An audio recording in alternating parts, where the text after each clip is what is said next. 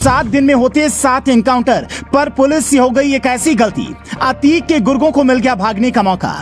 पहले अरबाज और अब उस्मान के एनकाउंटर के बाद लोगों के दिमाग में पहला सवाल यही है कि अगला नंबर किसका होगा। क्या यूपी पुलिस ने पूरी लिस्ट तैयार कर रखी है कि एक एक कर सबको निपटाना है।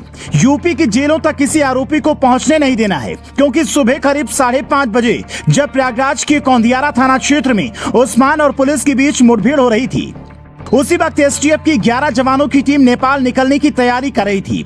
यूपी पुलिस को अतीक के बेटे असद और गुड्डू बमबाज की लोकेशन नेपाल की किसी इलाके में मिली है। जहां पुलिस पहुंचेगी उससे पहले हो सकता है वो लोकेशन बदलने की कोशिश करें, पर बाबा की पुलिस नेपाल से खाली हाथ लौटेगी इसकी उम्मीद कम दिखती है। तो ये सवाल है कि क्या अगले हफ्ते 1-2 एनकाउंटर की खबर सामने आएगी, क्योंकि अब तक का ट्रेंड यही कहता है क्या जिस असद को पुलिस डायरी में दिखा नहीं रही है उसे सीधा एनकाउंटर में मारकर सबूत पेश करेगी। यूपी पुलिस के लिए ये केस उमेश पाल को न्याय दिलाने से ज्यादा खुद को न्याय दिलाने की लड़ाई है। उमेश की सुरक्षा में तैनात दोनों गनर यूपी पुलिस के जांबाज जवान थे, जिनमें से एक संदीप निषाद ने मौके पर ही दम तोड़ दिया था, तो दूसरे ने अस्पताल में कई दिनों तक जिंदगी और मौत की लड़ाई लड़ी। लेकिन जैसे ही दूसरे गनर राघवेंद्र सिंह की मौत की खबर आई, यूपी पुलिस और आक्रामक मूड में आ गई। ये जो दूसरा एनकाउंटर हुआ है वो इन्हीं शहीद पुलिस वालों को सच्ची श्रद्धांजलि होगी, क्योंकि इन पर पहली गोली इसी उस्मान ने चलाई थी।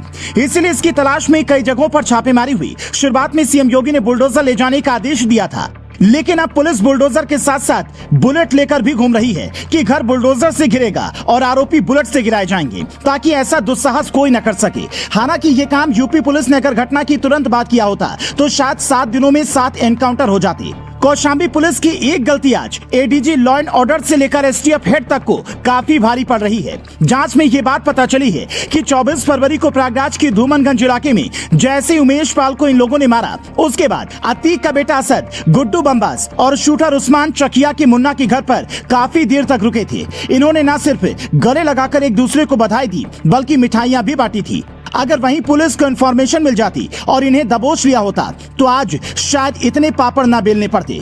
इसके अलावा दूसरी गलती तब हुई जब अलर्ट जारी होने के बाद भी कौशाम्बी में कई गांवों में छिपे रहे और पुलिस इन्हें पकड़ नहीं पाई। अभी भी वहां कई टीमें इनकी तलाश में जुटी हुई हैं, पर कहते हैं पुलिस किसी आरोपी को तभी पकड़ पाएगी जब उसका दिमाग उससे तेज चले। घटना के शुरुआती कुछ दिनों तक तो ऐसा ही लगता है कि आरोपी ही सबसे तेज तर्रार है, लेकिन जैसे ही बड़े बड़े आईपीएस जाल बिछाना शुरू करते हैं, बड़े से बड़े अपराधी भी उसमें फंस जाते हैं। और फिलहाल तो यही लगता है कि गैंग्स ऑफ प्रयागराज चाहे यूपी के जिले में छिपा हो या फिर कहीं और, बाबा की पुलिस उसे ढूंढ निकालेगी और शायद जेल तक पहुंचने का मौका भी ना दे। आपको क्या लगता है?